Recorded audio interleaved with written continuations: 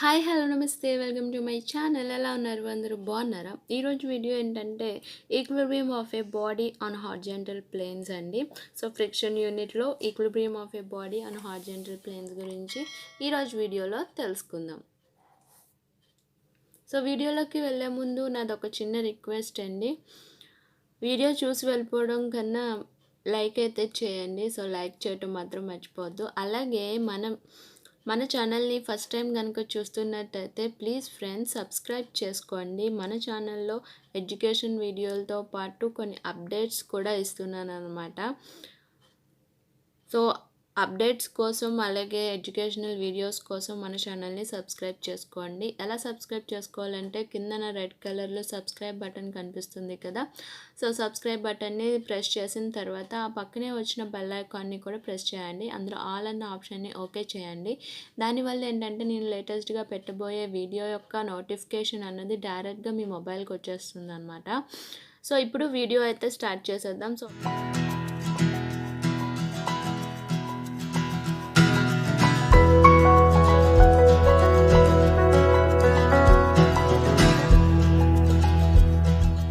So equilibrium of a body on horizontal plane.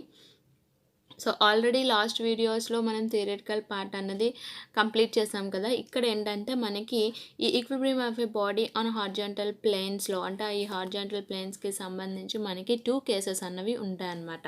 So అందులో first one ఏంటంటే force is horizontal.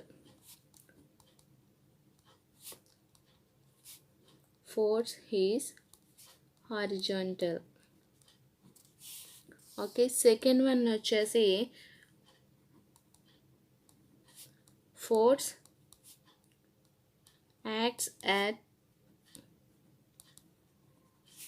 given angle theta with horizontal. ఓకేనండి, ఇక్కడ ఏంటంటే మనకి ఒక బాడీ కనుక తీసుకున్నట్టయితే దానికి ఒక వెయిట్ అన్నది ఉంటుందని చెప్పాము. అలాగే దానికి కోఎఫిషియంట్ ఆఫ్ ఫ్రిక్షన్ అన్నది కూడా యాక్ట్ చేస్తుందని కూడా చెప్పాం కదండి. సో దానికి సంబంధించి మనకి ఇక్కడ ఫోర్స్ అనేది హార్జెంటల్లో యాక్ట్ చేస్తే దాని యొక్క కండిషన్ ఎలా ఉంటుంది, అలాగే force act at a given angle theta with హార్జెంటల్లో మనకి ఈ 2 కేసెస్లో అసలు బాడీ అన్నది ఎలా మూవ్ అవుతుంది, దానికి సంబంధించిన అసలు లిమిటింగ్ కండిషన్ ఎలా ఉంటుంది, ఫోర్సెస్ అనేవి ఎలా యాక్ట్ అవుతాయి ఏంటి అన్నది మనం ఈ 2 కండిషన్లో తెలుసుకుందాం. సో ఇందులో ఫస్ట్ వన్ ఏంటంటే force is applied horizontally.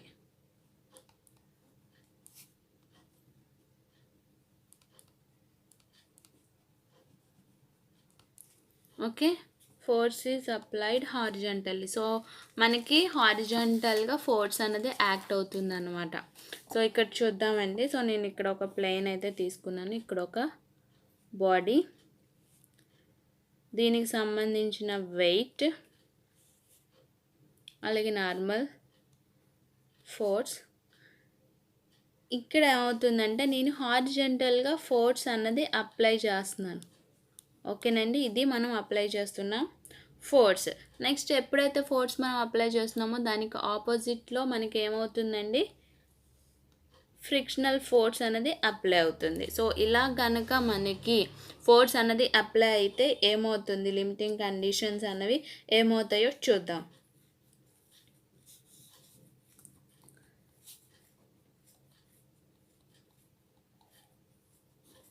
At limiting condition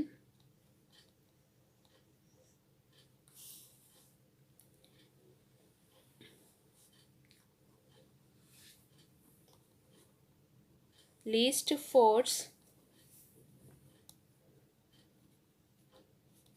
required to move the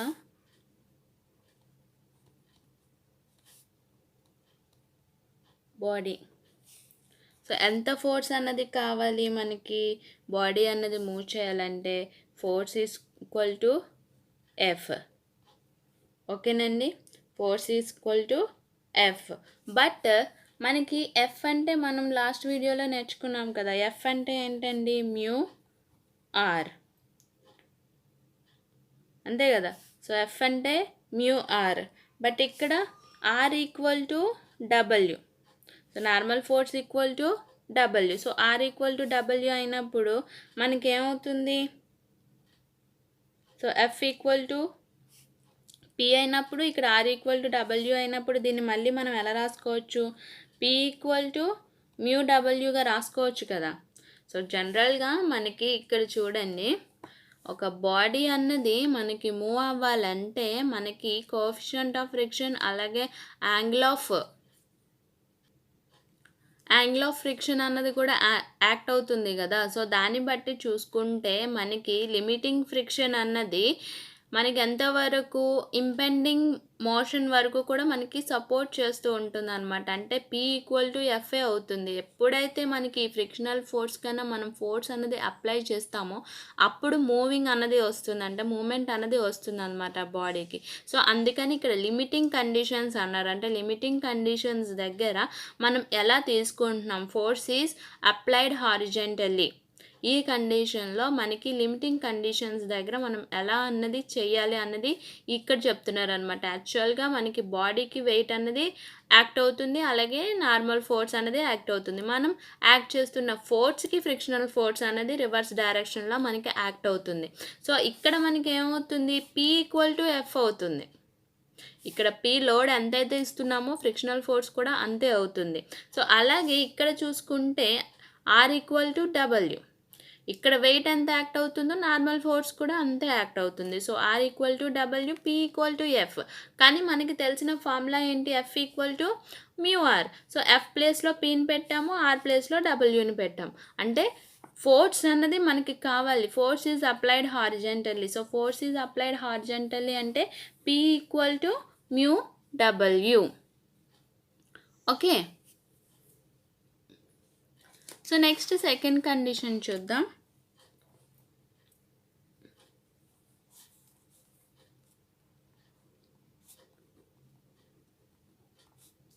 Force is applied at an angle theta with the horizontal. అంటే ఫోర్స్ అనేది అప్లై అవుతుంది బట్ సమ్ యాంగిల్తో. సో ఇక్కడ మనకి ప్లెయిన్గా యాక్ట్ అవుతుంది ఇక్కడ మనకి, కానీ ఇక్కడ యాంగిల్తో యాక్ట్ అవుతుంది అని చెప్పారు కదా. సో అది చూద్దాం. సో నేను ఇక్కడ ఏం చేస్తున్నానంటే సేమ్ బాడీ తీసుకున్నాను, దానికి వెయిట్, ఓకే, నార్మల్ రియాక్షన్ అనేది యాక్ట్ అవుతుంది. బట్ నేను ఇక్కడ ఏంటంటే సర్టెన్ యాంగిల్తో నేను ఇక్కడ ఫోర్స్ అనేది అప్లై చేస్తున్నాను, పి. ఓకే, ఇలా యాంగిల్తో కనుక అప్లై చేసినప్పుడు ఎంత యాంగిల్ అని చెప్పాడండి, యాంగిల్ ఆఫ్ తీటా. సో ఇదేంటండి తీటా అనమాట. సో ఇది తీటా అయినప్పుడు హారిజంటల్ ఫోర్స్ అలాగే మనకి వెర్టికల్ ఫోర్స్. ఓకే, ఇదేమవుతుంది పి కాస్ తీటా, ఇది పి సైన్ తీటా. ఓకేనా. సో దీనికి సంబంధించి ఆపోజిట్ డైరెక్షన్లో మనకి ఫ్రిక్షన్ ఫోర్స్ అనేది అప్లై అవుతుంది, ఓకే, యాక్ట్ అవుతుంది. సో ఒక బాడీ తీసుకున్నాను, హారిజంటల్ ప్లేన్ మీద ప్లేస్ చేశాను, దానికి డబ్ల్యూ, ఓకే. Next R. ఇక్కడ ఏంటంటే certain angle theta angle force అనేది అప్లై చేస్తున్నప్పుడు మనకి హారిజంటల్ ప్లేన్కి పీ కాస్ థీటా, వెర్టికల్కి పీ సైన్ థీటా అనేది వస్తుంది, ఓకేనా. సో ఇప్పుడు చూద్దాం. So resolving the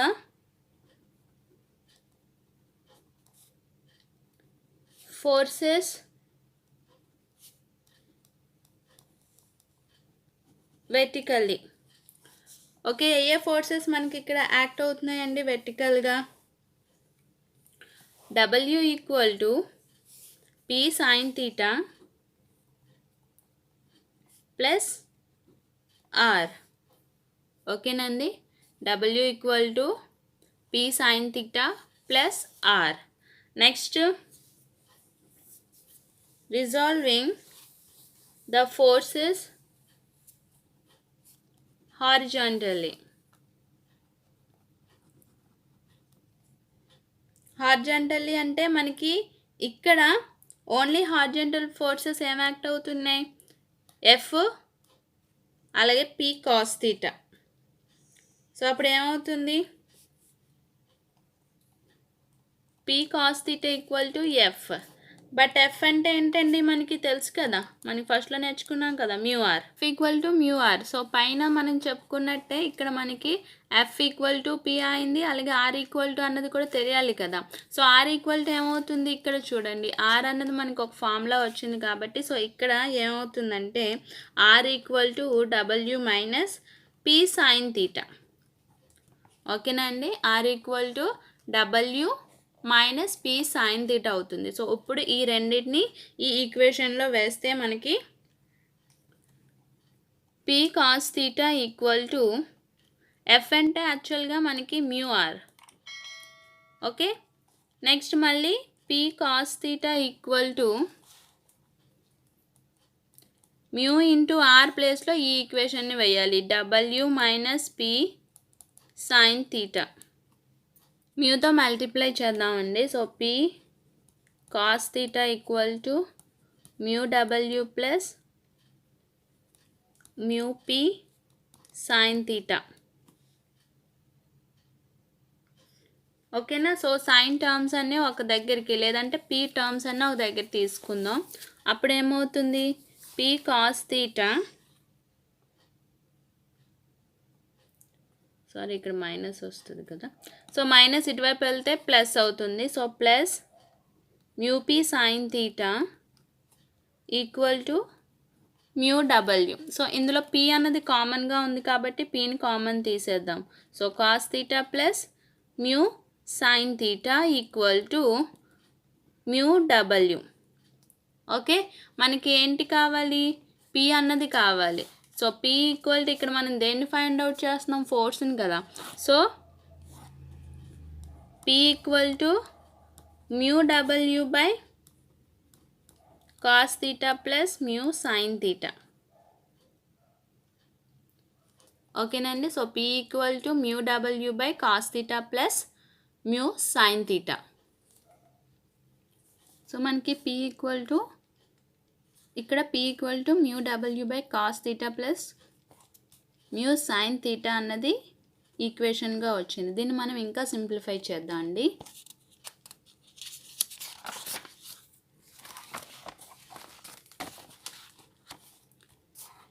so first ఏమొచ్చిందో రాసుకుందాం ఒకసారి.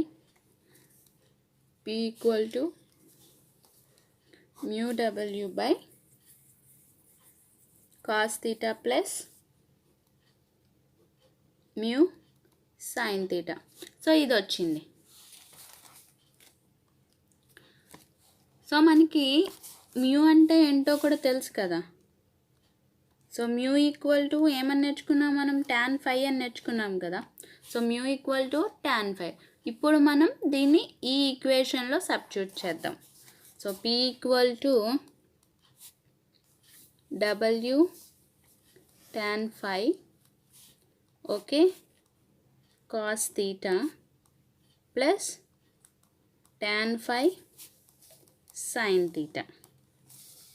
ఓకే ఓకే కదా, దీన్ని మనం ఈ ఈక్వేషన్లో సబ్స్టిట్యూట్ చేస్తే మనకి ఇలా వచ్చింది. సో ఇప్పుడు మనం ఏం చేయాలంటే మల్టిప్లై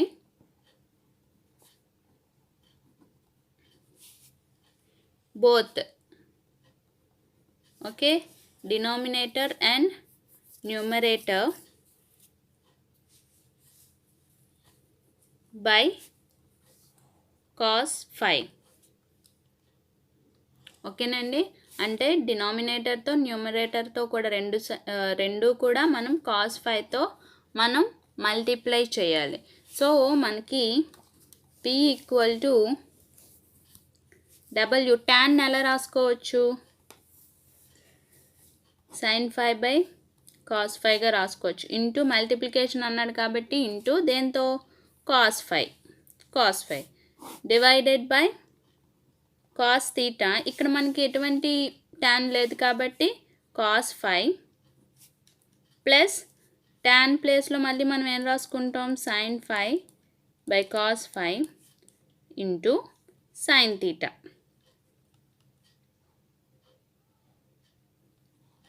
tan phiకి బదులు ఇది రాసుకున్నాం. సో ఇంటూ కాస్ ఫై, మళ్ళీ ఇక్కడ ఏ టర్మ్ ఉంది, సైన్ తీటా ఉంది.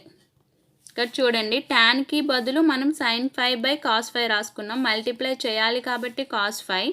నెక్స్ట్ ఇక్కడ ఇంకే టర్మ్ ఉంది, sine theta. So sine theta. So మనకి cos cos cos cos cancel అవగా మనకి మిగిలింది మనం రాసుకుందాం. Sine phi by cos theta into cos phi plus sine phi into sine theta. Okay, మనకి ఈ టర్మ్ వచ్చింది p ఈక్వల్ టు మనకి w into sine phi by cos theta cos phi plus sine phi sine theta. So ఈ formula అంటే ఇది చూడండి, cos A into cos B plus sine A into sign బిలా లేదా formula. So mathematical formula. So దీనికి సంబంధించి మనం దీన్ని ఎలా రాసుకోవచ్చు అంటే కాస్ ఏ మైనస్ బిగా రాసుకోవచ్చు అనమాట. ఓకే, ఫార్ములా ఉంటుంది కదా. So cos A into cos B plus sine A into sine B equal to cos A minus B. So sine phi W into sine phi divided by cos theta minus phi.